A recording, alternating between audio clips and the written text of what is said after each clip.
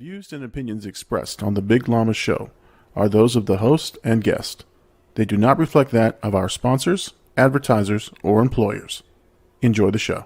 Ladies and gentlemen, we are live! Yeah, it's in the she ruckus. That beat, let's go, let's go, let's go, let's go.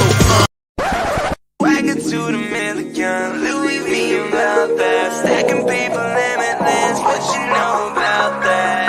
I'm getting paper, seats in the club, hands up in the air. Wagon to the million, Louis V about that. Stacking paper limitless, what you know about that?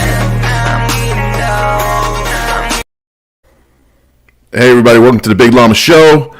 I'm the Big Llama, and it is a special Sunday edition of the show. We're talking spoilers, people. We're talking about Spider-Man No Way Home, and I can't do this alone. Blackout AD, man. What's up, man? Welcome to the show. What's going on, brother? Big day, big day. We've been waiting for this day for a long time. I mean, this is what we've hyped up all week. Yep. We've been excited. Yes, sir. And we are going to start with a rant. We are going to start with an epic rant. But before we do, I want to make sure we warn everybody listening to the show, whether this is you're on the live right now or on the replay, we will be discussing spoilers. So please, spoiler warning, Spider-Man No Way Home. We're going to talk about the entire movie, the spoilers, the specials, everything, and we're going to talk about the post-credit scene. If we have time, we'll talk about Hawkeye because he had a major spoiler this week. We're going to get into it. So again, this is the spoiler warning. Anybody listening to this on the replay, this is your chance to check out if you have not watched Spider-Man No Way Home. Get off the internet and go see this movie, and then come back and listen to the rest of the show. Llama doesn't want to be that guy. I don't want to be that guy because that guy did it to me this week. Uh-huh. All right. I've been thinking about this all fucking week. Oh, there it is. He starts the show with it. I've been thinking, I'm telling you, been thinking about this all damn week to lay into a couple of people. Okay. Because, and look, man, I hate to do this, but I'm doing this to you, man. I'm doing this to you right now. First of all, to the many YouTube channels, the assholes on YouTube who decided to post every fucking scene of this movie, and it kept getting recommended over and over and over again on my YouTube feed. I essentially watched the movie in thumbnail form.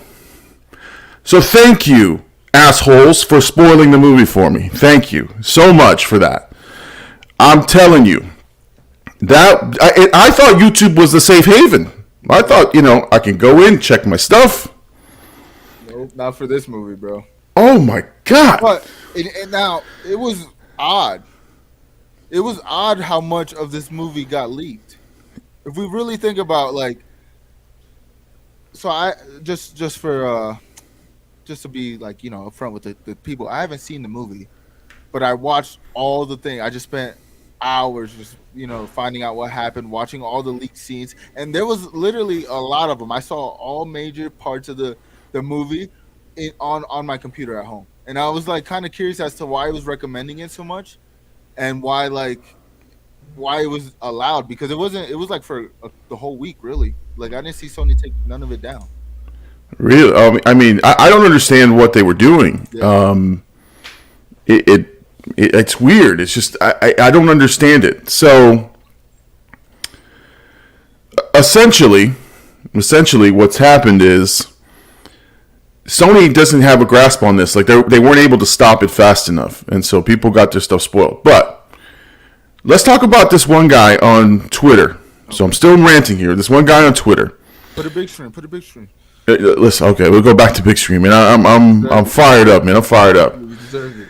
So what was it? Tuesday? Tuesday, I say I'm gonna go radio silent. I say I'm not going to listen. I'm not going to watch anything. I basically say I'm not doing it. I'm not going to watch anything. I'm turning it off. And some asshole replies to the tweet with the entire premise of the movie. He responded to the tweet that I was on with you, and he said everything that happened in the movie. He gave me bullet by bullet what happened in the movie. This was on Tuesday. Wow. I'm telling you, man. I'm telling you. I've never been so angry for the internet. And again, You read it? I glanced at it. Okay. You know me, man. I was like, I looked at it like, no, this can't be real. And I blocked him. I deleted it as best I could, but it kept showing up in my, when it says notifications, it was there. So I don't know. I don't know what happened. But my God, that guy is, I'm telling you, that guy right there deserves, I don't know what he deserves. I don't know. I want to wish death on this man, but I want to wish something close to it. I don't know. Maybe limb separation. I don't know. That's how fired up I was. And then I was like, this guy is a coward, man. Like his Twitter handle doesn't even have a full name. His Twitter handle was F. That was his Twitter handle. Oh, he's a troll. He's a troll, true troll. So Good trolls. So so mind you, I'm going radio silent, no Twitter. But the minute I say no Twitter, the guy hits me up with everything. Yep. Then I'm like, all right, let me check my channel, make sure I got my things in order. Mm-hmm. And I see these posts and these leaks and these reactions, and I'm like, Jesus, everything that I read is true. Yep. Everything this asshole on Twitter wrote was true. Yeah. And that's it, man. And it ruined the movie. So to anybody out there, if I see you in public, throw punches are legal. Throw punches are legal. This guy says. I mean, listen. Again, I've never been so angry before. That's tragic. It literally ruined the movie. And this is the worst part, right? So listen, the movie was great. We're going to talk about the movie. We're going to get into it. My last point of my rant, and this is what pisses me off. I'm normally emotional in movies. I get into the movie. I get into the story. I cry. I'm a little girl about things. And there were some emotional points in the movie. 100%. But I knew they were coming. So I was prepared. And so therefore, no tears. No emotion. So again, and I'm stealing this from another person who was venting about trolls. The dude is a walking testicle. Whoever put that stuff on YouTube, there's a special place in hell for you. You got a free throw punch coming if I see you. If you want to identify yourself, if you see me in the streets, I'm gonna take you to the streets. That's how pissed I am. Damn. So. Listen, I understand, and I knew this was coming, and I've been talking about it all on my stream. Like, he's gonna have a Llama rant because literally, I think it was Tuesday when you like tweeted at me, and I was like, Jesus, like the movie hasn't even aired yet. It was only like press screenings, huh? I think that's what it was. But now, let's be real. All the spoilers from the whole year that we've been doing, or at least the 6 months we've been doing this show, I've been really watching this movie, and I've learned about a lot of this like a long time ago. So the fact that, and it's kind of concerning, like how much of the movie was out there. But I did think we should hit the chat. Yeah, no, for sure. So thank you, Llama Nation. Thank you guys in the chat. Thank you guys for hearing me out. AD, thank you for letting me small screen you there. Anytime we get a Llama rant, content for us, man. I appreciate it. I've used up my PG-13, so I got to keep it clean the rest of the show. You started it immediately. All right, let's go in the chat. You said this is Jacob, right? Yeah, Jacob was here early in the chat. Oh, man. Talking about who's in the chat, right? He said, "Give me names." He's looking for names. Nobody gave it to him. First. He was first in. He wanted everybody to know. Yeah. Gabe hit us up with some blackout. Let's see. Jacob. There we go. And, Gabe. We got to talk about that. Self-promotion from Gabe. He wants you to follow him on Twitch. So, you know me, man. I'm all about that. Let's see. You got Jacob. Let's see. Let's talk Spider-Man. Yep, that's what we're gonna do. I sent this out right before the show. Warning: spoilers will be covered. So we're gonna look so clean, man. Just in the little. Yeah, that's nice, man. Llama Corral, you heard? Listen, you know it's growing on me. It's growing on me. I think I used it in the chat for AD's Twitch stream. Oh no, yeah, no. This is. Let's see. Notice me. Notice me, senpai. Oh God, Jacob wanted us to start early. We were like, no, we can't do that. Let's see. One down. All right. Yeah. No. Bing bong. We got people in here, and then somebody right at 10 p.m. Jimmy, right? It's 10 p.m. Eastern time. Yep. You guys were hyped by the time the intro was kicking in. You guys were all hyped there. Yep. Ready to spin. Boy in the chair, let's go. We talk about spoilers, Miss Dysfunction. Talk about let's get it. Y'all are awesome. Hey, Miss Dysfunction, thank you. Thank you. I think this was when the intro was just about to end. You guys were like right on the cusp there. Listen, that intro gets you kind of hype. I'm over here tweeting out the link and stuff, and I'm just bobbing my head like I'm excited. That's our warm up, man. That's our warm up. Yeah. Let's see here. Let's see. Oh, okay, so Gabe talking about he had it spoiled for him too. Oh, damn. And Jacob, I'm walking here, bro. I'm geeking. Let's see. The eyes. So next time you ruin the movie for him. Yep. Yeah. Not throw a punch. Yeah, eye punches. That's it, man. I'm swelling them eyes shut. Jimmy's on here. Say good evening. Good day, sir. All right, Llama, the whole different side. Yeah, man. I was angry, man. Llama rant, man. Very with the F-bomb. That's it. Very legitimate Llama rant there. 100%. And we got the Gabe emojis And the llamas and the goats. Most anticipated Big Llama show ever. Yes. Listen, I was telling him before the stream. Gabe was talking about how since he's been watching that we started with Loki and all we were talking about was Spider-Man this whole time.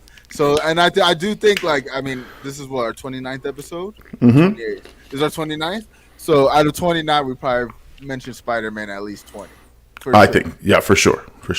I mean, it's the most anticipated movie. Yep, exactly. People were waiting for it. Yes, sir. I mean, it was insane. I mean, the build up to it was insanity. And again, warning, spoilers. We're going to talk spoilers very soon. 100%. Yeah, no. So, before we get to Spider-Man, let's just acknowledge a couple of things here. One I want to acknowledge is I'm having a holy shit moment because the subscribers jumped today to 360. I think I was at 340 something, 343 last night. I jumped to 360 this, just to, leading up to this, to the show. Nice. Like, it's growing quickly, and that's I was like, damn. And I will say,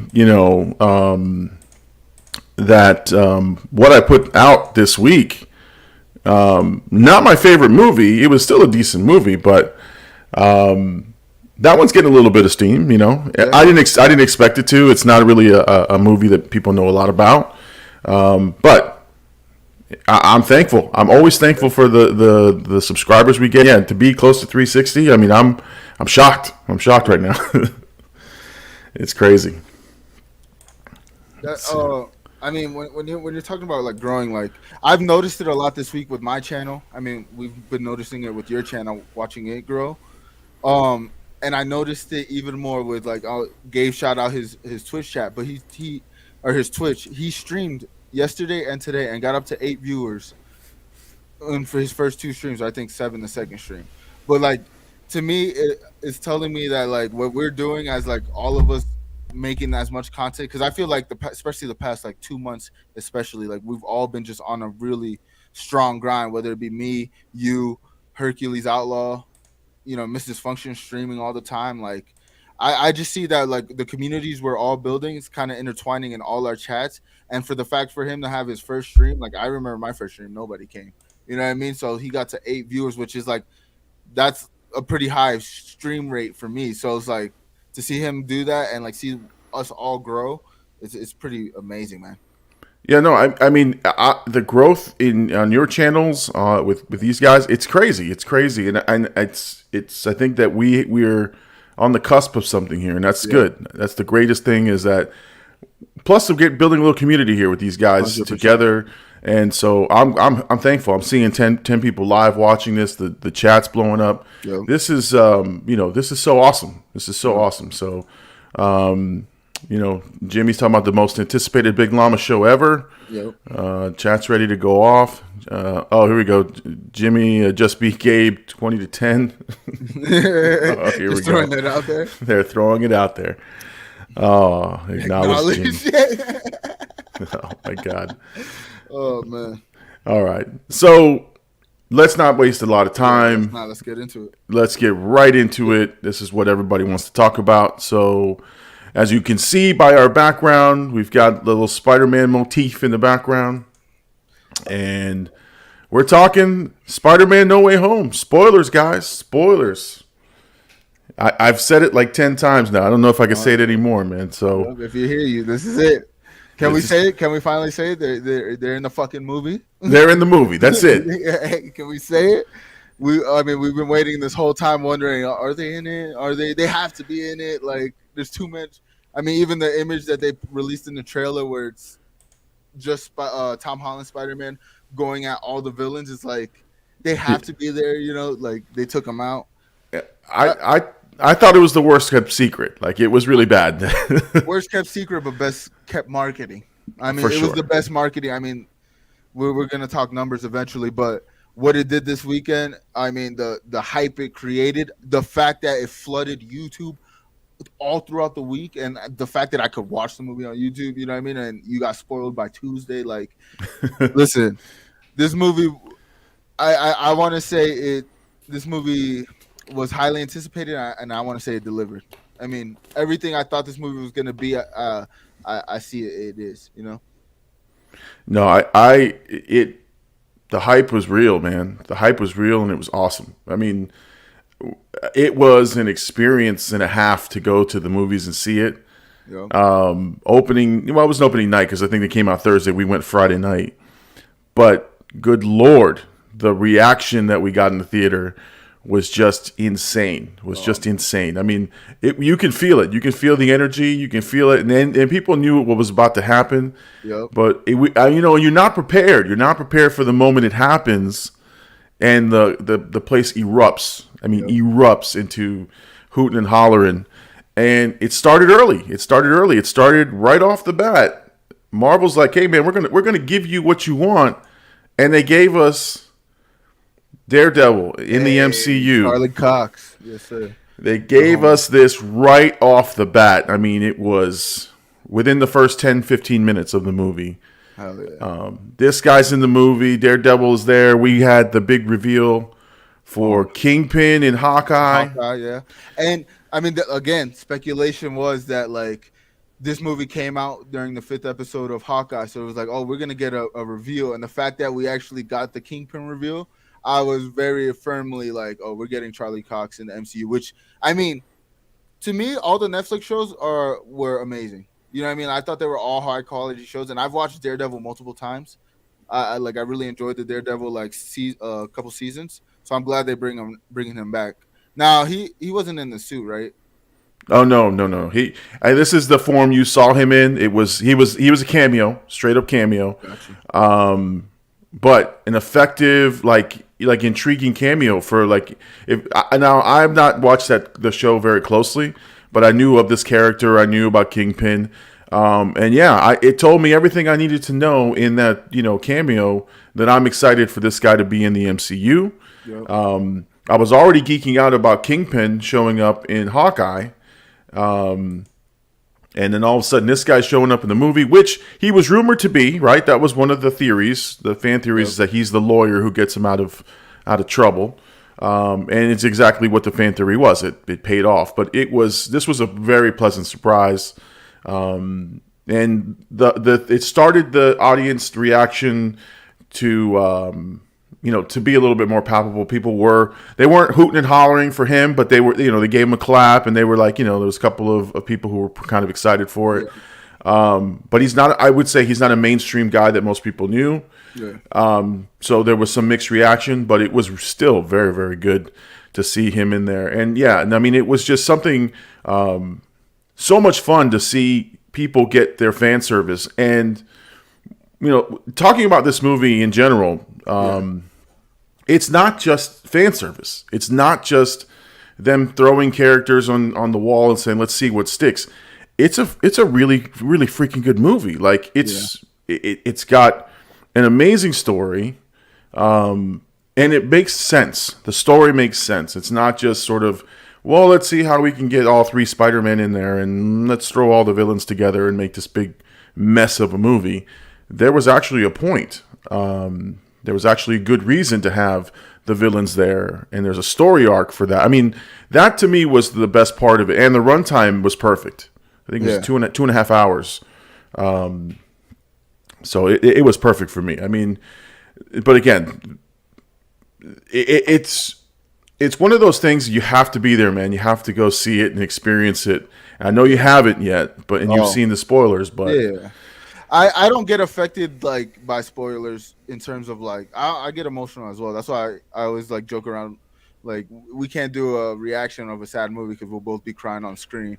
But like I get emotional even if I know what's happening. I don't know why. It's just like I enjoy the aspect of the story and like imagining it myself. So like I'm gonna get the feeling, and that's kind of why I wanted to have like good seating. There was not very good seating. I didn't buy the tickets early on launch day like you know. Well, you'd have to be up till 3:30. Exactly. 3:30, 4 o'clock in the morning getting these stupid tickets, man. I wasn't willing. But, I mean, everything I'm hearing from the movie, what I've expected and wanted from the movie, and my gripes with what could come from, having all these characters. I mean, what I'm hearing, it doesn't sound like any of that is a factor. So I'm kind of excited to see this story unfold and, like, see Tom Holland's. I mean, I guess you could say it almost feels like his swan song. In the MCU a little bit, huh? Yeah, I mean, they rectified a lot of stuff, but it is Tom Holland's movie. And I think Baltimore's hitting it right here. I thought it's Tom Holland's best performance as Spider-Man. Yeah, I have to agree. There was so much more weight to his performance. But he had a lot to live up to because he's playing alongside the old guard, Tobey Maguire and Andrew Garfield. And so there was a big danger of these two guys outclassing him in the movie, which I think to a point they kind of did. I think at one point it took a little bit away from Tom Holland, but his performance was so good. And the story always kept it focused on Tom Holland that it didn't detract from it. So because you had that danger. It was a real danger of having Tobey Maguire sort of steal the show, right? Yeah. But I will say Andrew Garfield is slowly becoming my favorite Spider-Man. Yeah. I mean, I rewatched the Amazing Spider-Man movies, and now watching this, it kind of gave him a little redemption, which was great. I feel like even in the Amazing Spider-Man, I feel like he was very like what you would think of Spider-Man in the comics, like very like how do you say, like quippy and like having like little one-liners. Like I think he was better at that. Like he was better at. And I think I've heard this before, but he was like a better Spider-Man, and Tobey Maguire was like a better Peter Parker.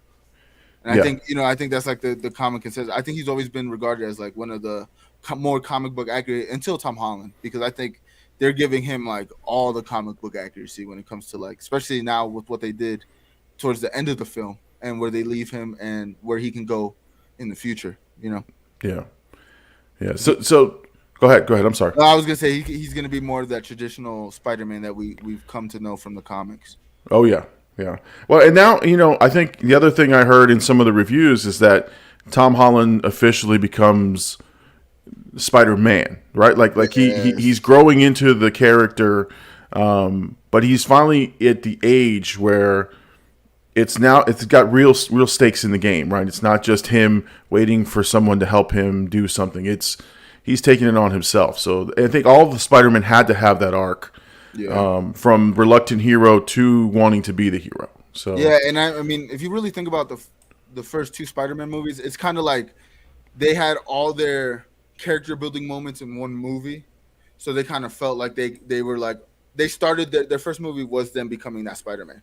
You know what I mean? Throughout the movie, and then the next two for like Tobey Maguire, and the next one for Andrew Garfield was kind of like their building of like on that. But this is kind of like they took the three movies to build where Spider-Man, you know what I mean? Like you said, him becoming Spider-Man, and as opposed to just him having superpowers and like, I mean, I like that they took. I mean, spoiler alert, but I like that they took his suit away. You know what I mean? And now he has to like be more of the ground level Spider-Man that we come to know. He doesn't have like the Tony Stark tech and stuff like that. I think what they did with this movie, man, it's kind of like the most realistic comic book, or even like a Saturday morning cartoon. It felt like, from what I seen, like, you know what I mean? Like it felt like a Saturday morning cartoon, like a team up. Because like in the cartoon, especially in the 90s, like team up things were huge. So they would build up to a team up.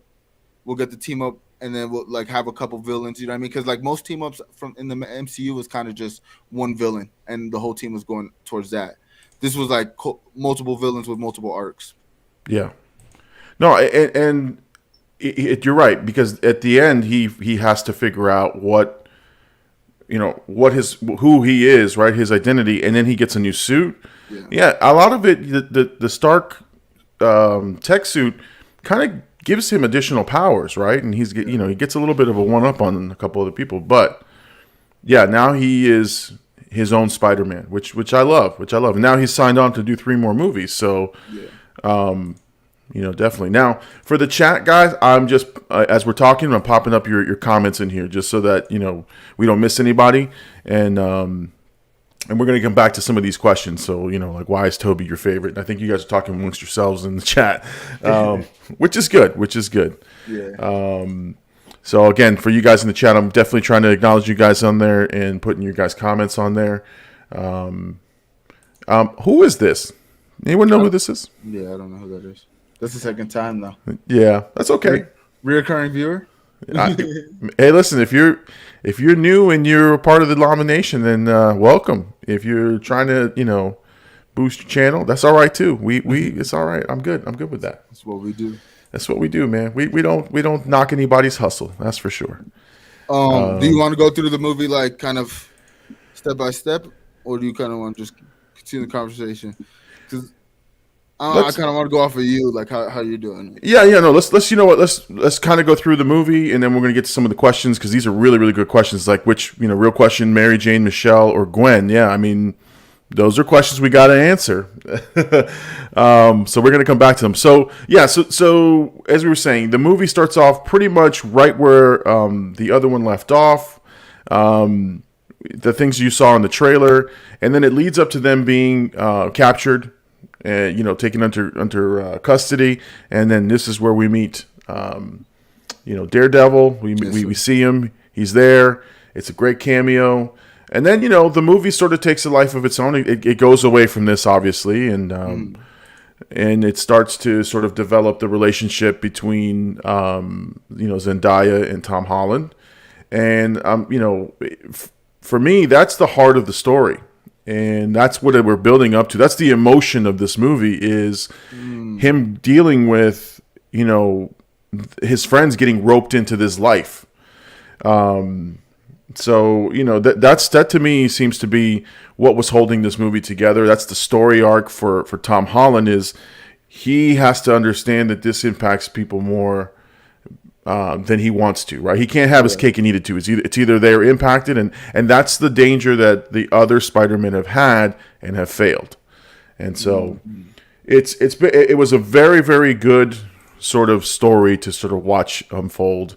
But there was a lot of heart there. There was a lot of, tough decisions that were real decisions that he had to make. And it really felt like there was some weight there. So, some of these questions about, Mary Jane, Gwen, I think they all had their moments. But again, this story was the MJ Spider-Man classic story. And the way that this movie ends is heartbreaking, but I think people understand and accept what he had to do, which we're going to talk about that for sure. For sure. And a lot of people were talking about Zendaya over here. Yeah. I agree with Gabe, man. She's a very attractive woman. She's very good looking. I mean, like Zendaya does a great job of playing that character. And that's another thing too. Like, she's a very good actress. Yes. You know what I mean? Yes. I think people kind of sleep on her because like that she's grown up in front of our eyes, but like she's very good at acting. So like from what I'm hearing from the movies, like her character growth as well was pretty good, and like you kind of like they kind of make her more likable even more in this movie. Well, like I said, they didn't, and it would have been very easy to sort of dismiss these characters, and have them just be a set piece, right? Like they can just be, okay, that's Tom Holland's friends. They really gave them story. They really gave them something to do in the movie. It wasn't just like she's just there for eye candy, or she was just there to chew up the scene. It was she has a purpose in this story. Ned has a purpose in this story, and Ned's getting powers. Yeah. I mean, Ned has the portal power now, and so he's got to learn that, which I think is a great arc for Ned because it removes him from just being a sidekick to he may have a role to play during the MCU. So they were very purposeful in how they did that. And then they had J. Jonah Jameson, who was featured in the movie a lot more than I thought he would be. He's doing YouTube videos like me. The first thing they show him is him with like a green screen like me in like his house. I felt attacked. I felt personally attacked right there. But he's growing in his popularity and in his coverage and everything. So. So they make him kind of blow up off of the Spider-Man story, huh? Yes, because he's doing this, he's doing the reveal, and he's just getting started, and you can see him sitting in a it looks like a house with a green screen, and he's got this basic YouTube setup. The next time you see him in studio, he's got a professional studio. He's sort of he's built up his reputation, and now he's going after Spider-Man. But he serves the purpose as the narrator. So he's your narrator throughout, to bring you from one scene to another, which was great. He's like that voice in the background just saying, and now Spider-Man is linking up with these, and you're just like, oh, okay, it's moving the story along, which was really, really good. That's pretty clever as well. It was, and they get right into that scene with Doctor Strange where he's doing the spell and. But a little bit of a misdirect. It wasn't that his spell got screwed up. It was he contained the spell, and he's able to reverse it and put everything back to normal. But before that happened, you've got Doc Ock, and you've got the Green Goblin. You've got all these people have now crossed over or gotten into his universe. Yeah. And it was very clever because what they said was. I think Spider-Man had said, everyone who knows Peter Parker, I think he said, I don't want everybody to know who Peter Parker is, or bring everybody who knows Peter Parker, or something like that. Yeah. And it just brought everybody in the entire multiverse that knows Peter Parker into this world. So it brought all the Peter Parkers. It brought, so there's a lot more that could have been done with that, but. That's how it worked, and it was great. It was a great sort of way to bring in it, and it gets right into the action right away. There is no letting up. Once the gas gets going, they were just going into story after story. Yeah, I heard this doesn't feel like a 2 hour 30-minute. Kind of feels like a little quicker. No, for sure. The like I said, as I said, the runtime was perfect. It gave the story enough time to marinate, just enough to get everything through, and it didn't feel rushed. It didn't feel like they were forcing things. It felt like everything had its purpose. And there's a great story arc there too. So, but now you've got right away you're meeting the villains. You're meeting Electro. You're meeting. Is he the Lizard? Is that what his name is? Yeah, the Lizard. Dr. Connors. Yeah. You've got Doc Ock, who has that big crazy scene in the freeway that you saw in the trailers, and then you got the Green Goblin, who Willem Dafoe. Everybody is saying that he one-upped his story. Like you thought he couldn't top his performance from the first two movies. Yeah. And they say he blew it away. And I think the guy was masterful. I think he's just an amazing actor. And yeah, man, he does sort of steal the show a little bit, and they have to be careful with him, but damn, he did a good job in that. So yeah. I heard he's very menacing. Super menacing. He has to play both roles. He plays Norman Osborn, right? And then he plays the Green Goblin. And so you're not sure when the Green Goblin turns on or off. But there was a really good scene where Tom Holland, so again, they're helping these guys. They're helping the villains rectify their story. And that's what happens between Doctor Strange and Spider-Man. They have this big fight because Spider-Man feels he can help these guys, have a better life in their worlds. Yeah. Because he discovers that every single one of them is going to die when they go back. Yeah. The minute they go back, they're going to die. So how do we fix that? And so Tom Holland's like, what if we fix the issue that they're having so that they don't die? If we can fix Norman Osborn and get him back to normal. If you can fix Doc Ock's, tentacles. Take the electricity out of Electro. Make Sandman normal again. Then when you send them back, there's no reason for Spider-Man to kill them. There's no reason that they're, considered villains. Yeah. Which is, again, it speaks to Tom Holland as Spider-Man and his particular character. But yeah, that was great storytelling. But at some point, they're all working together, and Willem Dafoe, or the Green Goblin, switches. Like, he switches from being Norman Osborn to the Green Goblin, and there's this huge scene where Tom Holland is feeling his spider senses, and they really did a great job of slowing everything down. You don't know what's happening. You think there's somebody outside about to come in. Yeah. And he figures out it's the Green Goblin is back, and he just webs him, and then changes his face completely, and he's the Green Goblin. So amazing performance by him for sure. As people are saying here, he's such an amazing actor for sure. Yep, 100%. For sure. But let's talk about another spoiler. Okay. Let's get to the next one, which Aunt May. So after they're helping these characters, moment of silence. R.I.P. for the best Aunt May in the series. Yes, 100%. Best Aunt May of all time. Of all time. Even the comic books. I like this actress. Maybe it's just, but I mean, honestly, this was a gut-wrenching moment in the series because there's a real casualty, right? Yeah. Because up to this point, Tom Holland hasn't experienced a lot of casualty. Yeah. He's been able to coast, right? No one knew an Uncle Ben that died from him. Yep.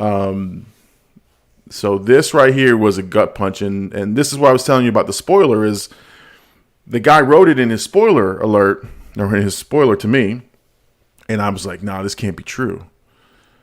And the minute I saw the glider hit her, I said, oh my God, she's gonna die. Even though they try to fake you out in the movie, they did a little fake out where she happens to get up right away. But yeah, no, they try to sort it. No, she's fine, and all of a sudden she just falls over, and you're like, oh my God, she's dead. But yeah, here we go. Some comments here. She's so hot. Agreed. Cosign. I had this spoiled for me, but it still hurt. It hurt. It hurt because of the reaction. Yeah, 100%. I think this is one scene that I did see, and you can see like in Tom Holland like how crushed he was, and I think it's good that like we'd never seen him have like his Uncle Ben moment, because this essentially was that Uncle Ben moment. Yeah. I mean, so now he gets his Uncle Ben moment, and it kind of answers like it kind of makes it okay that he doesn't have an Uncle Ben at all. You know what I mean? Like he doesn't need one at this point because he's had his moment, he had his saying, and now he can continue being Spider-Man. And you don't really need to intro. And if they kind of, which I can see them doing, maybe like introduce an Uncle Ben and change the story up where he has Uncle Ben around. I can see that happening in the future. But for what the purpose that this feels like, it was good. And I understand now. I get why they use a younger character, because it kind of made you feel like she was gonna grow old with him. And you know what I mean? Like they kind of like made us that way, because traditionally we see a older Aunt May, but you know what I mean? They take her out and it gives them that moment. So I'm kind of happy that they took her out, because it's good for the story, but sad that she's gone. We won't see her again. Yeah, no, it was a gut punch, because you're like, this is what you know, this is what he needed as a character to, you know, he has to have a loss or pain as any comic book character typically does. He's got some motivation. Yeah.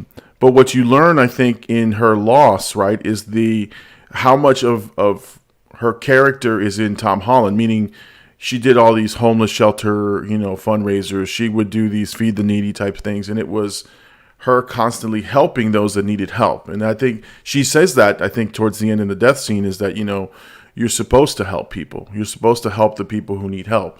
You know, but it was just, like I said, it was sad. It was sad, but I was prepared for it, and that's why I don't think I got that emotional.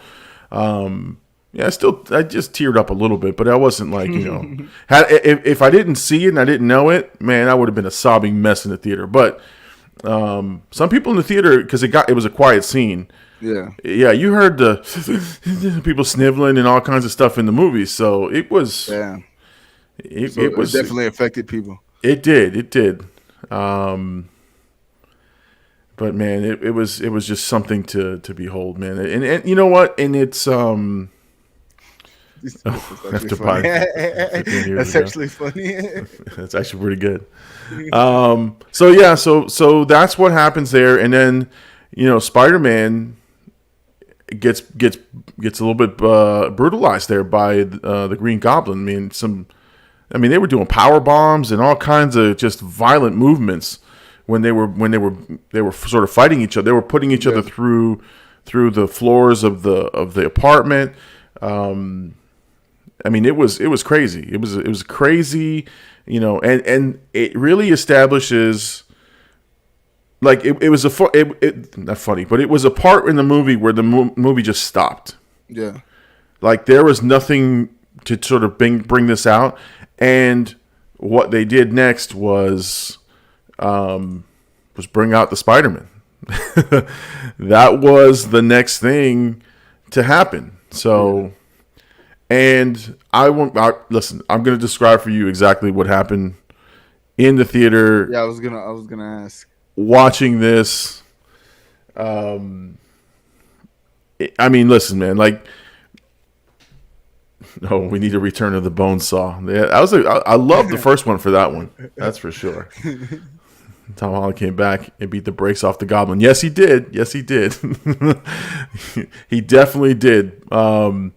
But I think that was the great storytelling. Is you're down as a moviegoer, you're down, you're crying, you're in this moment that you're like, all right, the character needs some help, you need some help emotionally, and Ned and Zendaya are, you know, sort of messing around, and they're like, they figure out they can see Peter Parker. They're like, let me see Peter Parker. They open up a portal, and this Peter Parker looking guy Spider-Man comes running through the portal, and it's freaking Andrew Garfield. Yeah. You see the suit, you see the thing. All of us are talking at that point. I'm got my sons next to me. I'm like, all right, that's Andrew Garfield. That's got to be Andrew Garfield. Like, we're all like, the whole theater is clamoring, like chattering, and until he whips off the mask, the theater like freaking erupted, like, Peter Parker, he's there. And it was insane. People clapping, people jumping. Yeah. I mean, there was some people doing backflips. There were people dressed as Spider-Man in the movie theater. As they should be. As it should be. And but that's what I liked, is that they gave Andrew Garfield his moment, right? To sort of, for the Andrew Garfield fans, right? They gave him his moment to come in and really give you the gist of what his character was all about, right? And he gets a story arc in here, which was great, great. So, you get a couple of funny moments with Andrew Garfield, and then they summon another Spider-Man, and in walks Tobey Maguire looking like a youth pastor, which is what that's the joke that they said. But when Tobey Maguire hit the screen, it was a clear difference between the Andrew Garfield fans and Tobey Maguire fans. Because, man, the theater, like, literally, like, the decibel levels were off the chain. I mean, it was insane. That's awesome. It was so awesome to be in the theater and to see, first of all, Andrew Garfield and Tobey Maguire in the same scene together. Like, that was, like, you just don't think you'd ever see that. 100%. Especially, like, when the movies came out. Like, it's grown so much since then that, like, we're allowed to have these moments, especially with what MCU's doing with the multiverse. You know what I mean? Like, the fact that they can bring variants of, you know what I mean? Did they even specify if they were variants or no? Yeah, I think they're different versions of Peter in different universes. Yeah. And that was cool too, because, what I liked is they didn't have to explain it. Like, people, you kind of got it. There was some mention about it, but it wasn't like over your head. It was right on the money. But Andrew Garfield and Tobey just kind of playing off of each other, was just so much fun. I mean, listen, if I'm a movie executive and I see the response that these two got, I'm doing a team up movie, or I'm doing something with Old Man Tobey, or Old Man Spider-Man, or have Andrew Garfield have his own movie again. I don't know, but. Yeah, there was just this whole. It was just, again, you had this feeling like you want to see this. You want to see this in the future. And yeah, we're going to talk about the organic web, because that was a funny scene. Oh my god, Spider-Cut should have had a cameo. The dude from the side talk. Oh no. I told him today, I was like, I want to meet Spider-Cut one day and be in one of the videos. Oh my god.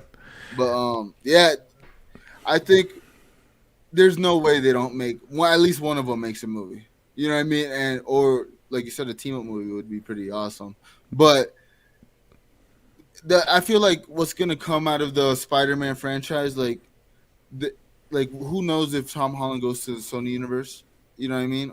And they kind of allow them to like take the rights of like the other two, or like, you know what I mean, or like some variation of that. I think is gonna happen. Like.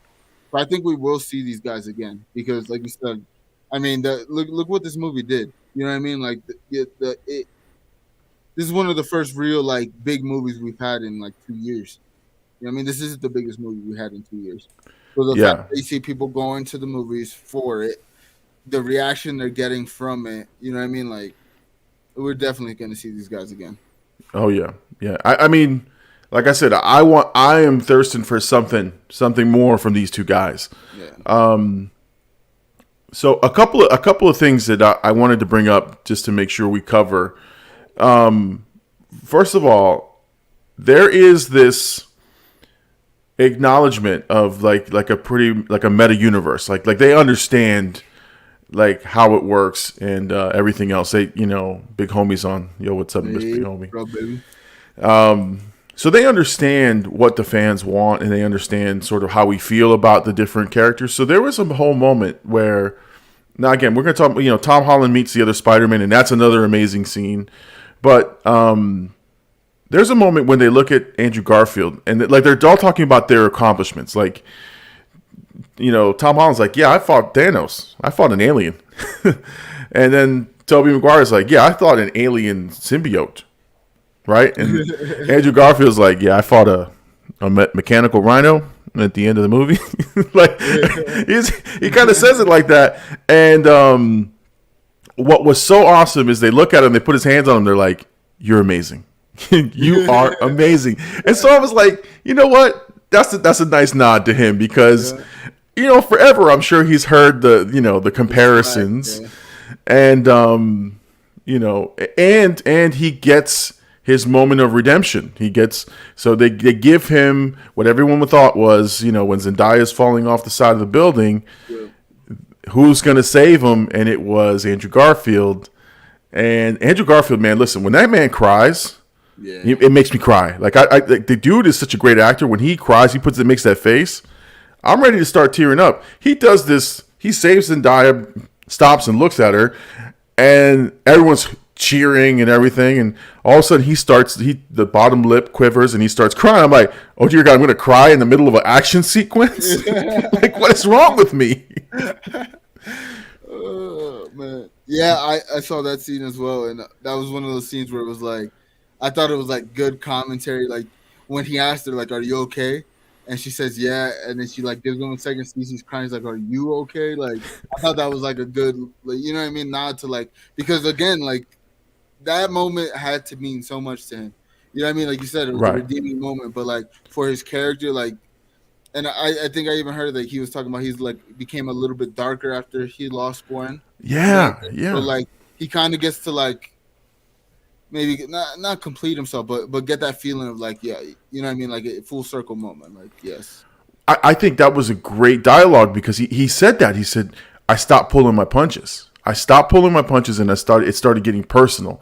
And so he was hurt, man. He was hurt, broken down Spider-Man, and he was still doing his thing. But I want to see that. I want to see angry, evil Spider-Man. Not evil, but like, I want to see the guy with a chip on his shoulder taking out fools, right? I mean, that's what I'm saying. That's why I think there should be more. But yeah, man, that was just amazing to see. And then, then they team up. It's a team up at that point, right?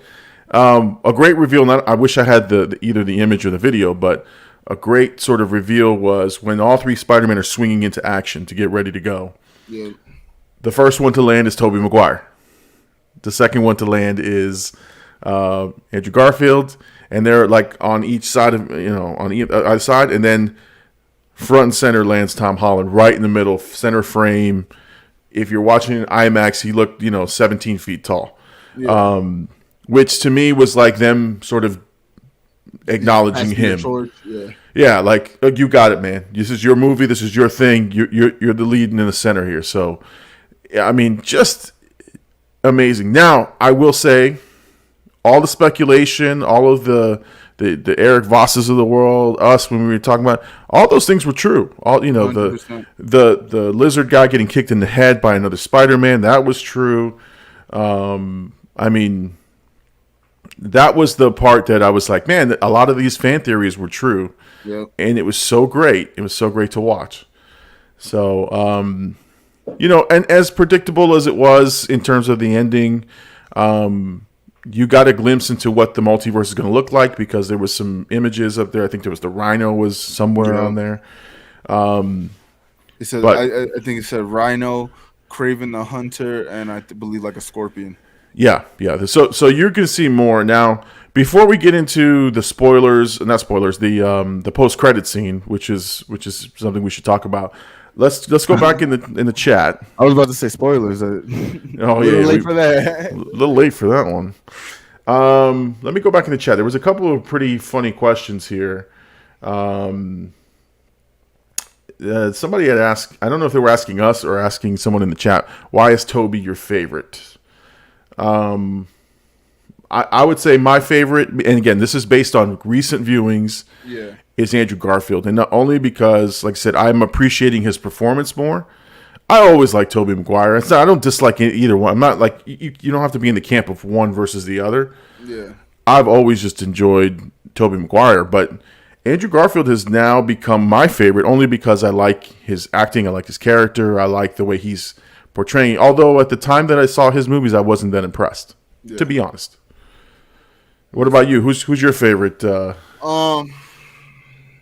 I mean, I want to lean towards Toby just because I was like actually I grew up watching him, but I honestly think Tom Holland is like the most like what I like because Spider Man growing up was my favorite Spider Man. So to me, Tom Holland is like the most accurate Spider Man, and the fact not accuracy in terms of story, but accuracy in terms of like the character itself. And now that we got to see him grow into this, I'm kind of excited to see like where he's gonna be when they continue the story. And I think that Spider Man is gonna be overall looked at and regarded as like one of the better Spider-Man because I think he's building the foundation for the character. Like he's done a great job. So I gotta say Tom Holland. Yeah, yeah. And again, I love Tom Holland. He's the one that made me cry in the Avengers movies. Yeah. So for sure, he was one of my favorites. All right, there was a couple more questions here. This one, he said just the moment Gabe wants to know, real question, right? Okay. Mary Jane, Michelle, or Gwen? So who do you go? Well, I don't like, and I don't know if I was public about this, but I never liked Kirsten Dunst's performance as Mary Jane. She just yelled a lot. I didn't like them together. I didn't either. I felt she was an annoying character. They should have took her out, kept Gwen. Now, let's see the second Gwen Stacy from The Amazing Spider-Man, better actress, better story, and she served a purpose. Yeah. But Zendaya, I mean, yeah. I mean, and then the Gwen from Spider-Man 3, just throw her away. Like she was. Yeah, I didn't like that one. I've always historically liked Gwen more than Mary Jane. Like personally, I just like her character. And then with the Into the Spider-Verse, like when they made Gwen Stacy like the main, and then like actually showed us like a version of Spider-Gwen, like I was like, oh, I like her more, so I'd go with Gwen. Honestly. Yeah. I think Zendaya is growing, in terms of the popularity, and her story has been limited up until now. Yeah. But I think Gwen Stacy for me is probably the better in terms of story, and I do like Emma Stone as an actress as well, but better for me in terms of story. And you're right with Into the Spider-Verse, Spider-Gwen hands down was the real MVP. Yeah. I gotta say with these like questions though, it's kind of hard to like. I love you, Mary Jane. It's kind of hard to be like, let's say, ask like who's the best because with like Toby and Andrew, at least to this point, their stories are kind of done. You know what I mean? Like we're not gonna get unless they do decide to make like one of them go or both of them another movie. At this point, we're not getting another story, but we know for a fact we're getting more movies with Tom Holland and like Zendaya as these characters. So like the fact of like it really was like a grow, like seeing them grow the first three movies, and like you really got to see these characters become who they're supposed to be in the comic books. I think now, like I keep saying, but like once we get to these next couple movies, we're gonna see like the actual comic books version of Spider-Man that we kind of grew up around. We'll see that a little bit more, and I think it's gonna be hard to deny either of these characters, like in the long term. I think personally. No, for sure. And again, we have to move with Tom Holland, and we have to say, here's where the story is going. We can't live in the past in these movies. It's great. It was great we had these moments. Yep. But we got to move forward, and Zendaya is the future of this. Now, it does still open the door for a Mary Jane. No, for Gwen, right? In his world. Yeah. So there could be a Spider-Gwen. You never know. Yeah. And one thing, and I'm going to answer this question about the box office in a minute, but one thing that was like teased by Electro was he was talking to Andrew Garfield's character in the movie, and he said, "I kind of thought you were black." He said, "I thought you were black," and he goes, "No, sorry, man." And then he was like, "Oh, maybe one day we'll see a black Spider-Man." And they kind of lit like a look, like.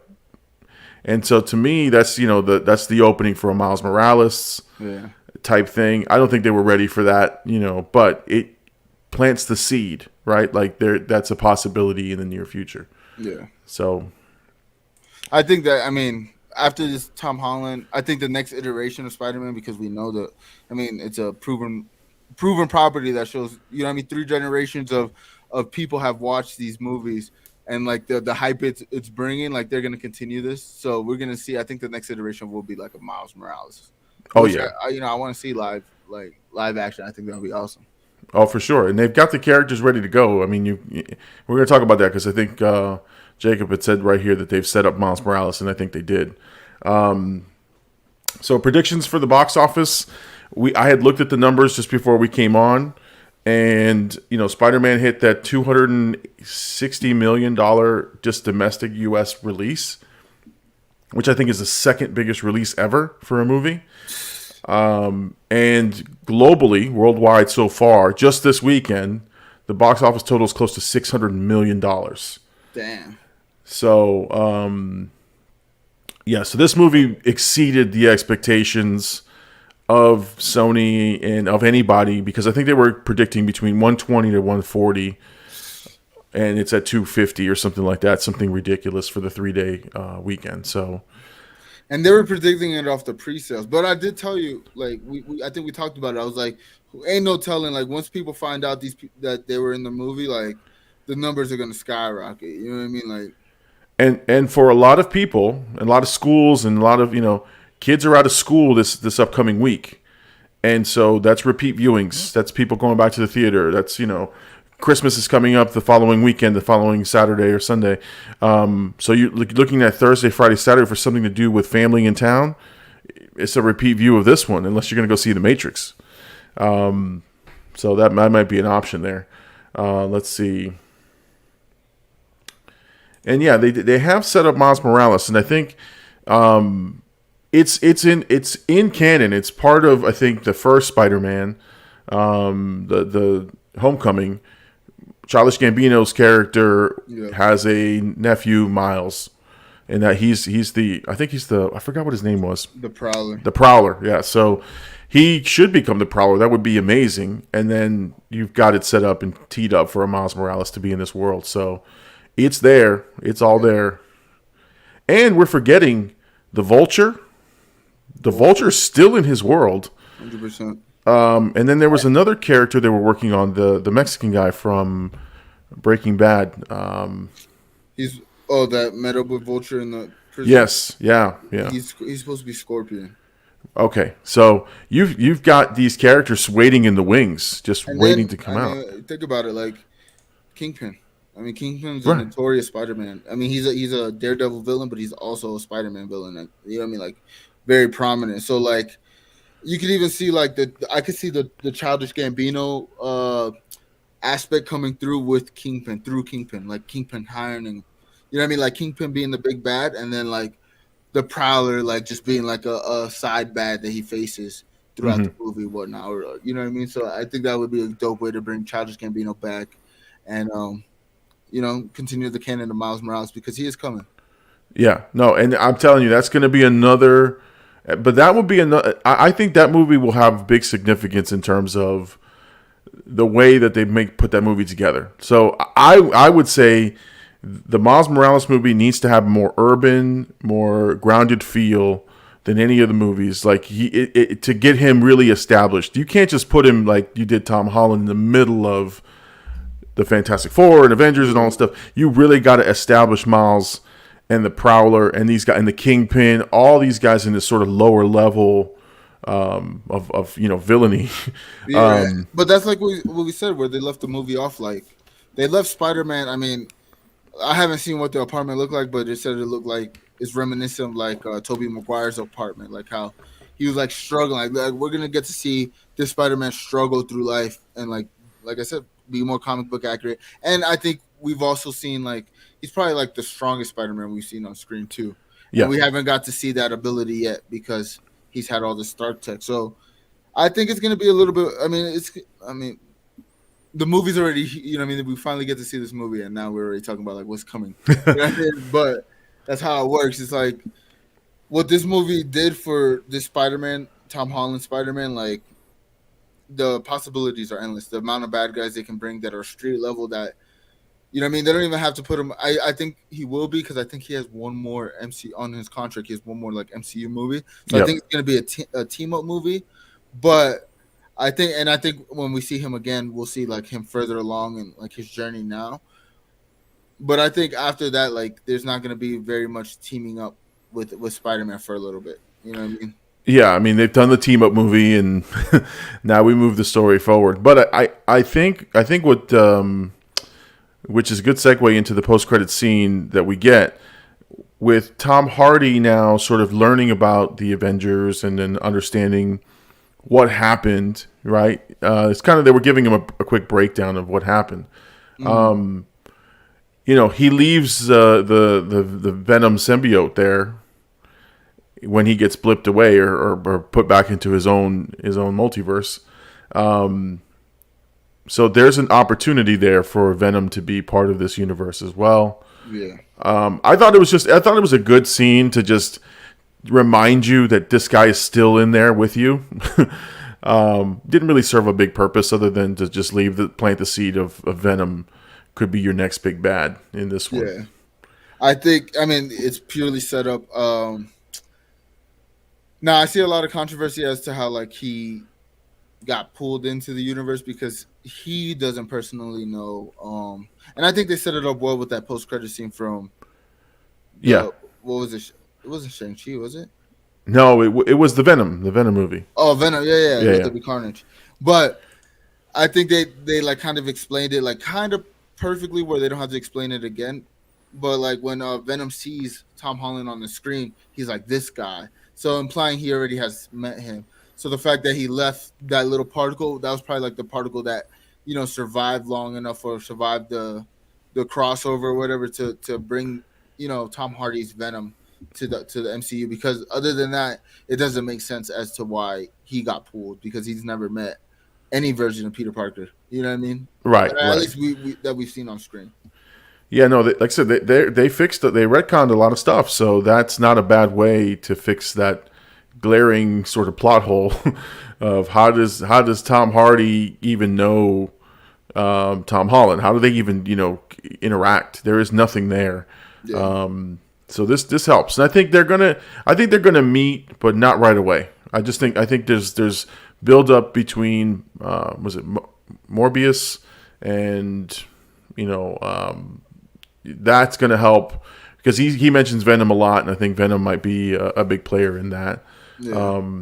And I think again, this is just introduction for these other characters. So, I mean, for sure, it's gonna be great. I mean, listen, what a freaking great time to be a comic book fan, just a fan in general of just the stuff that we watched as kids.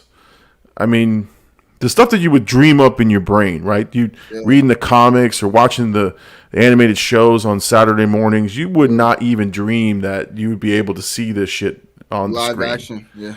Yeah, I mean, the best live action I saw was that crazy, Japanese Spider-Man guy, crawling up the wall in that 70s Spider-Man show, Yeah. And then listen, when Tobey Maguire hit the scene, man, I was like, at that point, I didn't have an appreciation for it. Yeah. I enjoyed them. I was part of the people, but I wasn't big into comics at that point in time. I was just a casual fan. I feel like my whole life, like I said, my real dad was a comic book. He had comic books galore, and he was like super into the lore of all these characters. I've had different figures. Like I said, Spider-Man was my favorite because I had like probably the most of different variants of Spider-Man.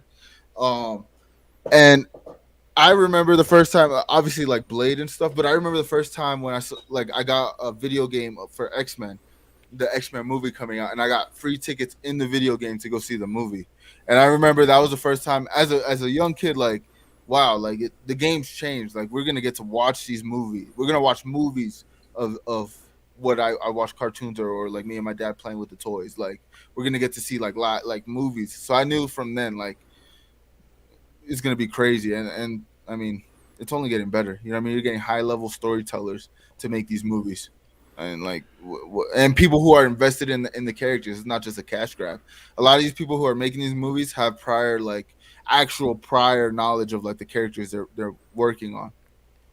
I mean, it's an entire like development technique. Like Kevin Feige and his team are really giving the story its proper sort of place. It's not. You're right. But in my youth, it was cash grabs. The Batman series was a cash grab.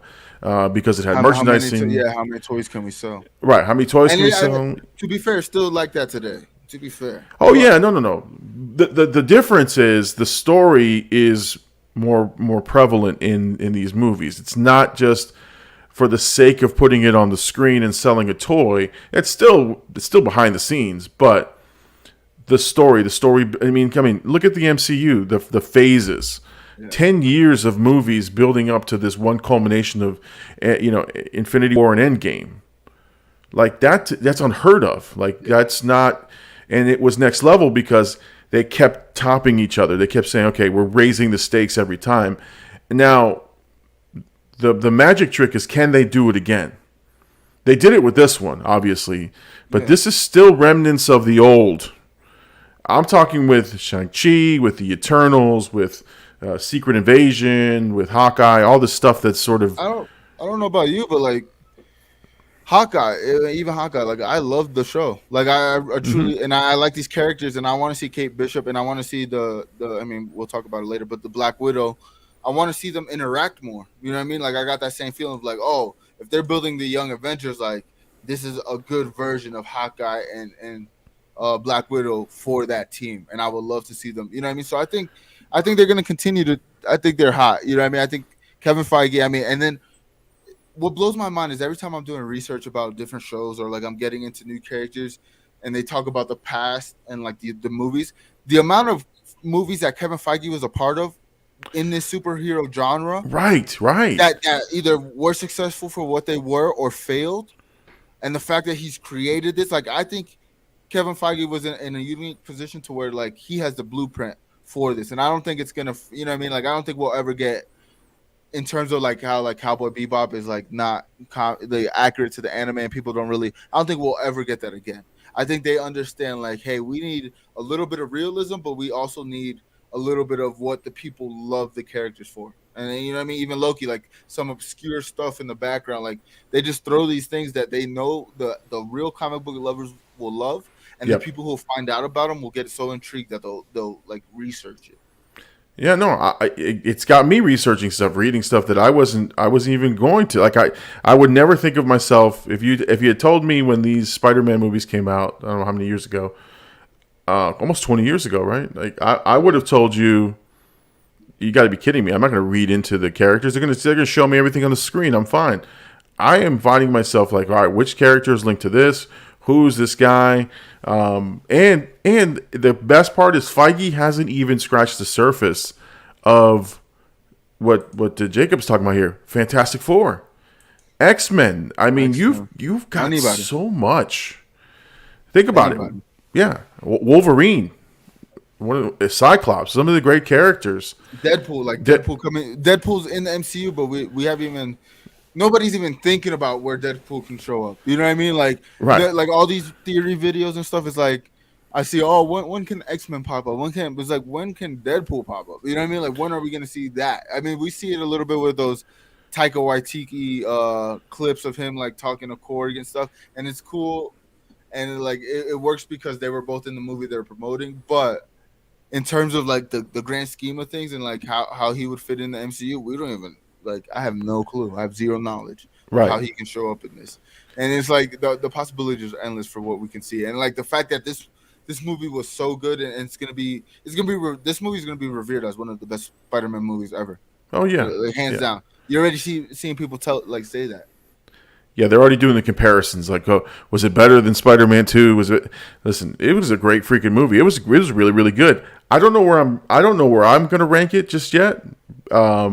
It's all fresh in my mind, but you gotta let this one marinate a little bit. Yeah. But it's up there just based on how freaking amazing having three Spider-Man in a movie. Yeah, pun intended. Yeah, I mean, it's for real. For having the amazing Spider-Man, and now the Homecoming Spider-Man, it's like, you know, you're not going to get that again. You're not going to see that again. Or you're going to see some variation, but not like that. So, but it's crazy how much stuff they have in the hopper. Like, you've got this Spider-Verse 2.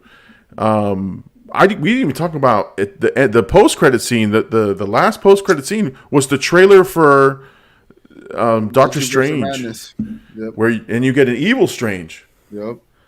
Like, You know what's funny is like it's like you were sitting there watching this movie, right? You're like, this is amazing. You watch the post credit. Oh shit, Venom. Your mind is going 100 miles an hour. And Kevin Feige came in there and he said, but here's where I want you to focus on right now. And he released the multiverse, the Doctor Strange 2 Multiverse of Madness trailer. He's like, here's what you need to look at now. And when I tell you, we left that theater just like we were like, what did we just experience? We went from heartbreak to euphoria to holy shit to my God. Now I can't wait for Doctor Strange. Yeah. And the trailer, I mean, we'll talk a little bit about it, but that trailer looked amazing. Like that movie's gonna be, they stated it as the first MCU horror movie. Yeah. But I think that movie's really gonna blow our minds. Like we don't understand what's gonna happen in that movie. Like I think people got a glimpse of it with the Doctor Strange fight. You know what I mean? In this movie, and obviously the first Doctor Strange, but I think what the implications that this movie, the Multiverse of Madness, is going to have on the MCU as a whole, I think that's where they bring in these characters, right? Like these, you know what I mean? Like everybody's been talking about it. They kind of thought WandaVision was going to be the House of M storyline, but I think it is I think it was a piece of the House of M storyline, but I think it was a longer play. They weren't just going to show us that right away. I think we're going to get the mutants maybe through this movie or even like a post-credit scene, because somebody, I think it was Eric Voss, but he's like, she's going to wish, because in the House of M storyline, she kills off the X-Men and like all the mutants in the world. She destroys them all. But God. I think in this one, I think she finds the only universe that she can have her kids and her brother in is where a universe where mutants exist. So yep. I think that's what this movie is going to lead to, and I think that's why they showed it at the end of this, because that's kind of weird. They've never done that before. You know what I mean? Like, no matter how big, and then even like Infinity War. You know what I mean? Like, imagine one of the post-credit scenes for Infinity War, because I don't think there was. Remember, actually, no. But I think that was a stylistic choice as well. Yeah, because it was so like nobody cares after what happened. So that, I guess that makes sense. But either way, I think what the implications for the Multiverse of Madness means for the MCU, I think that's why they put the post-credit scene, because they knew what this movie was going to do. I mean, they were expecting it to do, high numbers, and it blew it past. So I think people are going to be that excited for Multiverse of Madness. And it's only like, this is probably a teaser trailer, so we didn't get anything of the story. You know what I mean? Like, we just saw images. Right. But the evil Strange was like, oh no, like this is next level. This is next level stuff right here. Now, I think this is a perfect way to bring in, not make canon, but like utilize What If, and they can bring like the Strange Supreme into this universe in live action. That's why I said that. I think the evil Strange, I think is Strange Supreme. I don't think so, because I think he's a little bit darker. Okay. You know what I mean? You know what I mean? Like he looks a little bit more evil. Like Strange Supreme, even though he has all these powers and kind of like using the powers of darkness, I don't think he's necessarily dark. I think he's just using the powers that like Agatha uses. You know what I mean? So like, I don't know. I could be wrong. You know what I mean? But the fact that they introduce another Strange, even if it is the Strange Supreme, like, you know what I mean? Like, man, they're not missing. They're not missing at all. No, I said I'm excited for that one. I'm pumped for that one. I can't wait. That one's in March, so got a couple months to wait on that one. I'm okay. This one's holding me over. I'm actually going to do a second viewing. I was going to ask. Yeah, I'm going this week again. Not sure where. I don't think I'm going to make the trek to IMAX again, but I'm going to go see this one again because I want to watch it from. Now that I've seen the hype, you want to just absorb it one more time. I still got to take Mama Llama. She hasn't seen it. Oh, she didn't want to go see it opening night, but we've been talking about it so much that she's like, yeah, maybe we'll go look at it. Nice. So yeah, she's due to watch that. All right, so that's our Spider-Man talk, but I do want to bring up something really cool that happened in Hawkeye, which. Okay. I was blown away. Obviously, the biggest issue or the biggest reveal from the Hawkeye was the Kingpin, sort of reveal at the end. Vincent D'Onofrio. Right. But did you see the blip transition with Yelena? Oh, yes. Holy shit, that Yeah. was amazing. I mean, that was the first time we seen it from that perspective of the person getting blipped. Because Right, with right. Monica Rambeau, we kind of got a similar thing, but we seen it from the outside. Like, you know what I mean? Like, we seen what she was witnessing from the outside, but we didn't see, like, internally what it felt like getting blipped, you know? And I think this was, like, a great visualization Yeah. of it. Like, you know what I mean? No, I mean, I thought that was one of the most effective. All right, it's a payoff. Oh, look at that. Good night, guys. One love, yeah. Gabe, Hey, good night, sir. Gabe. Good night, brother. We're going a little late, but we're all right. But no, it's honestly the payoff of, now seeing the blip in different formats, right? You saw it in the more serious one, Infinity War. You didn't really see when they came back in Endgame. You saw a little bit in Spider-Man Homecoming. Like, there was little traces of it. And then Monica Rambeau, right? This was the first time when you sort of felt like, wow, how fast it was for the person. Yep.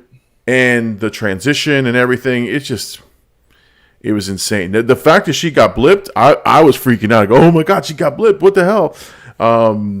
And then she came, like, it was literally like within a second, she was back into her.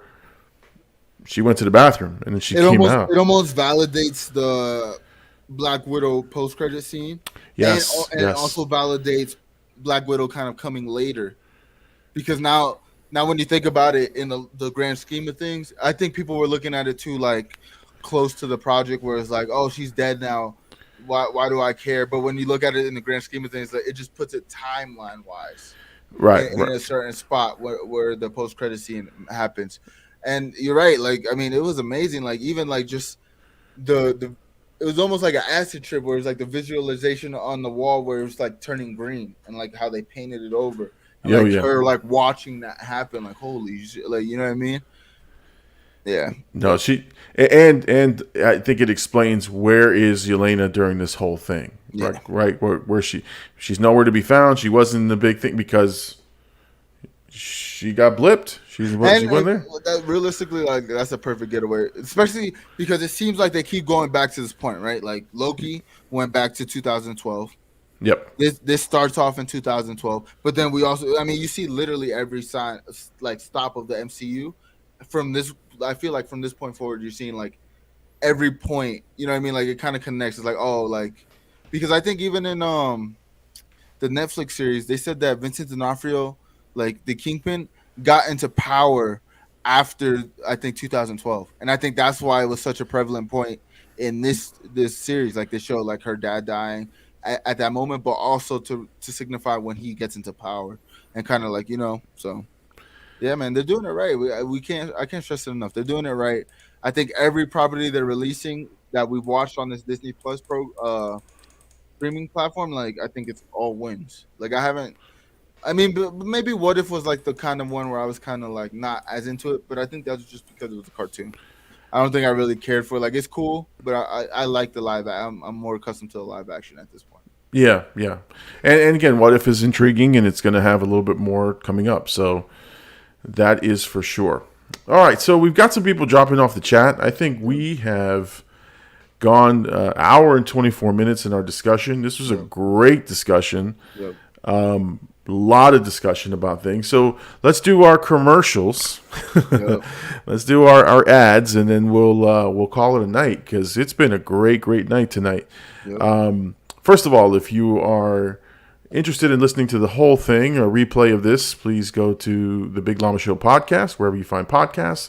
You can also find a replay on YouTube and Facebook. Those replays are there as well. But if you're on the run and want to listen to the Big Llama Show podcast or listen to older episodes, go to Apple Podcasts, Google Podcasts, wherever you find podcasts, and make sure you subscribe, follow those platforms. That way you'll be notified when we post them. In fact, tonight, in about 30 minutes from the time that we conclude the show, we will have tonight's entire podcast up and running, ready to go. Yes, sir. And you previously posted our first ever content piece we ever put together. So go check that out on these platforms, Apple and Spotify. I mean, they're a good form if you miss the live show, and we obviously don't want you to miss the live show either. Of course, be part of the live show. Join us every week, and again, it is a companion series. That's what we're calling it with the videos that I put out. So if anybody watches the show throughout the week, I post. Now it looks like the schedule is every Friday. Every Friday or Saturday, I'll be posting my weekly movie watch along. This week, I'm actually off from work, so maybe I'll be able to put up 2 movies this week. That's the goal. But yeah, if you ever want to watch a reaction that I post, you can come to the live show on Sundays and have a discussion about it, or ask questions about how it went. This week's again was Deck the Halls. It was a Christmas movie. We're doing the Christmas season. One thing I am going to try to do, and this is what somebody brought up in one of my subscribers, is the Rambo series. I've never watched them. Oh man. And I know of Rambo. I've watched the Saturday morning cartoon. I played the video games, so that's why I know of Rambo. But I've never sat down and watched any of the movies. So that might actually be like one of those, like, you might be surprised with like how many people probably go back and like watch reviews or like, stuff of Rambo, because it's such a cult classic. Yeah. So that's exciting. So yeah, as soon as I finish, I think I've got one more Christmas movie, and then I'm gonna start the Rambo series and see how that goes. I may not do them all in a row. It just depends on the popularity of them, but I'm definitely gonna watch the first Rambo because everyone's like, "You gotta watch that one. You gotta watch that one," and I'm like, "Okay, I'll check it out, man." Let's go. And I'm re-uploading John Wick 2. I figured out the copyright on that one, so I'm going to re-upload that one. Because that one is banned from cell phones and South America. So I'm going to re-upload it and make sure I mark it re-upload. But oh my God! So Jimmy said I ain't going nowhere. Jimmy's here for us, man. He's staying. He's here. No, me and Jimmy are going to game on the post Llama show, because I did the pre Llama show stream. Now we got the post Llama show stream after. So all right. So since I put you small screen, I'm gonna put you big screen. What's going on for you this week? What are you doing right after the show? We're streaming twitch.tv/blackout_AD. We're gonna be streaming some, I don't know, either 1v1s. We've been doing a lot of that. We've been talking about like 1v1 tournaments, but I gotta shout out. I mean, this is like my weekly platform where I can like actually shout out my stream when I'm not on my stream. But shout out to everybody who's been stopping by, man. The streams have been going crazy. I've been consistently getting to 9 viewers or more. You know what I mean? Last week we did a UFC fight companion, and I had a huge following that day, and I gained I was stuck at 220 followers for a couple like months, literally, and I've hit 240 this week. So I mean, I'm growing little by little, and I gotta say thank you to everybody who stops by the streams, because I also gotta say shout out to Gabe, because that's showing that we're building a real community. For him to start streaming and get some viewers in, that shows that what we're building here is we're on the tip of something. No, for sure. The Blackout brand, man, I'm telling you, it's growing. We've got more and more members of the Blackout Nation, or the Blackout. What is it? Blackout Nation, Blackout Crew. What is it? I don't know. Just Blackout. Yeah, just Blackout. It's just you just take over. It's a blackout. Lights turn off. You can't see nothing. That's it. Yeah, I've never thought about that, but it's more like a team. I mean, if you really think about it, Okay. like an esports team almost. But yeah, shout out Blackout. Shout out everybody. Shout out Hercules. He dropped a video today. That's right. I'm gonna say this live because I was talking to him. He has the next 2 weeks off, and I was like, maybe we could get you on the Llama show before he has his kid, so we can, have like a fatherly conversation, see how he is before, and then that gives us reason to have him back post kid. You know what I mean? So no, for sure. So no, he is welcome. Hercules Outlaw is always welcome on the show. In fact, like I said, he was subbing in for me when I was out, and so yeah, I'd love to have him on. This week is no school, so little Llama, maybe he'll join us at some point. Like, this could be a good week for us to get some people in here just to have a good time. I think ours will be post Christmas. It will be the day after Christmas stream. Yeah. So we'll be in a spirited mode for the next one. So Oh, and I'm off at like 6 p.m., which will be like 8 p.m. your time, all week this week, which is like very rare to have like a consistent schedule like that. So I'll be streaming a lot this week. So maybe we can do something on my channel, Okay. nice collab, or even like talk. I'll eventually see Spider-Man. We can have a talk over there. You know what I mean? Get into a little deeper. oh yeah, So, for sure, for sure. And, you know. and I'm home this week, so if you're That's what I'm streaming, saying. That's what I'm saying. you might get the MVP of COD Yeah. out there. Hitting you guys up because I was watching the other day, man. I told you guys if you guys don't get those wins up, the llama may have to come out of retirement. And New Year's podcast or New Year's stream, that would be pretty sick. okay, let's see what we can Let's see do. what happens. I got to clear that with the wife because No, New Year's. I mean, even if we New Year's Day, New Year's Day, we could probably do it. Yeah. For sure. Who knows? But yeah, man, today was a great show. I mean, it was good talking about this. I like how people like felt us. We accumulated in the past 6 months. This was our swan song of the past 6 months and our first voyage on this. So I'm glad, and we're about to hit 30 episodes next week.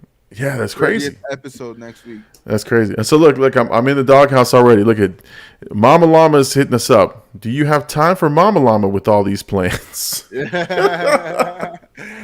Of course. This is if you are napping or if you're not, available. It's when we're not spending time.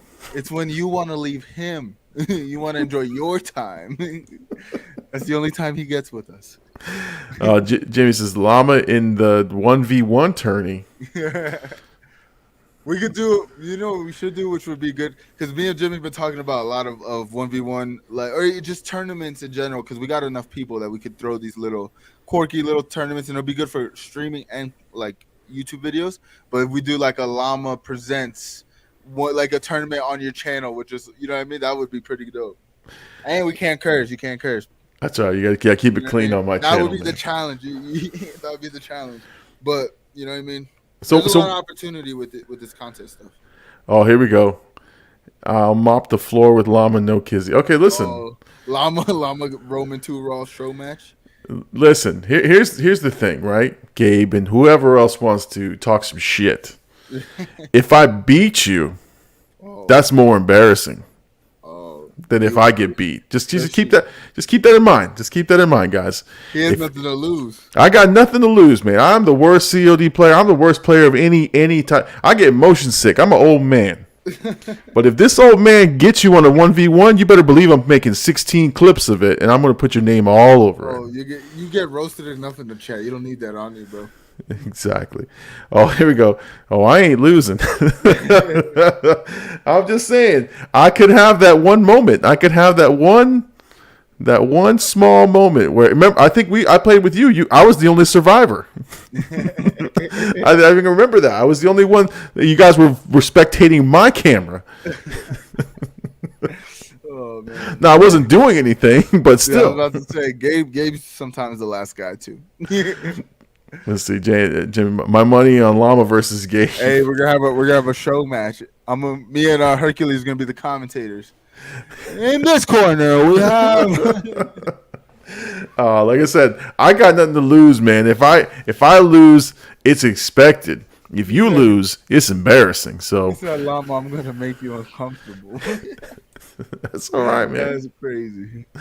I said, man, anything for fun, anything to bring some good spirited content to you guys. So, Yeah, and likewise, I mean that's what I mean. I keep saying it, but like the fact that like this guy starts streaming, Gabe starts streaming. We got Jimmy like wanting to make content. He put King of the Clips, because we were talking about like what if we had a weekly. And I told him he should like host it, but like a weekly show and like the best clips from like all of Blackout, like whoever's streaming that week. You know what I mean? Best clips from each stream or whatever. You know what I mean? Have like a top five. So it's like we're finding the right people to make content around, and like that clearly. I mean, I think people who are engaged in the chat and that are having like coming up with content ideas, I think they're like actually involved in it and want to do it, because like we could get people to come in here, but if they're not engaged like these people, like the people that follow us, are, and like that, like we're really building something, man. I just keep saying it, but I can't wait to see where we actually get to in the next year with all this. No, for sure. No, listen, like I said, I'm if I'm available and I've got some time, if Mama Llama allows, then I'll join you guys on a couple of streams. But like you said, when you guys come on, I host you guys' channels. I want to make sure we're supporting Blackout. So if you're a fan of the Big Llama Show and you like gaming and you like Call of Duty, Halo, all these types of games, make sure you're following Blackout AD. Make sure you're following Gabe. All these guys, they're doing their thing on Twitch and they're streaming almost every day. Lots of fun times, and it's entertaining. So for those of you guys who like the gaming stuff, hit them up over there. Make sure you support their channels. Like I said, for me this week, what I'll be working on is, again, will probably be one more Christmas movie. We'll try to put it out before Christmas, and then I'm probably going to start the Rambo series and see where the channel goes. Again, lots of growth this week. I was very, very excited. We're at the 360. I hope I didn't lose anybody tonight. I always have to check and make sure. I think you did. No, I'm good. I'm at 359. 359. That's where I started this evening, and that's where I am right now. So, a lot of new people coming on the channel, so I'm very, very excited about that. The coolest thing I'm seeing is where they're coming from, and it's coming from the biggest channels. From the biggest reaction channels that are in my niche, right? The awkward Ashleys and the Chanel Riccios, all these guys, the Popcorn in Bed, that do all these channels. Yeah, their people are coming my way, which I am super excited, because that means that the YouTube algorithm is recognizing my videos and putting me somewhere in their sort of throwing space. So. Yeah. I can't wait. So the prediction that I talked to John, Mr. John Gillen. I spent the weekend with him and his family, and we were talking about it. And I told him my prediction: 10K next year, man. 10K. I'm shooting for 10K. That's it. Let's go. It's it. I mean, we want 1,000, obviously, get monetized, but 10K is the goal for next year. So by the end of next year, that's where I'd like to be. So we're gonna keep saying that. We're gonna make it a reality. We're gonna keep working at it. So, here we go. Thank you, Jimmy. Thank you, Jimmy, for this one. I need this one. We're gonna close it on this one, so Gabe can't respond. Gabe, your head makes your neck uncomfortable. There you go, buddy. R.I.P. Gabe. It's been a good show. Thank you for having me again. No problem. So thank you, everybody, for joining us tonight. It was a fun, exciting show. It was, again, Spider-Man, because it's the biggest movie out there. Go out and see the movie if you haven't seen it already. If you have seen it, go see it again. Trust me, it is worth the money to go to the theater and go see it. And then, AD, when you go see it, let me know. Hit me up. Let me know what you thought of it. For sure. All right, guys. Well, thank you so much for tuning in to the Big Llama Show. I'm the Big Llama. He's Blackout AD. Thank you, everyone, for joining us. We'll see you guys next week. Yes, Peace out, everybody.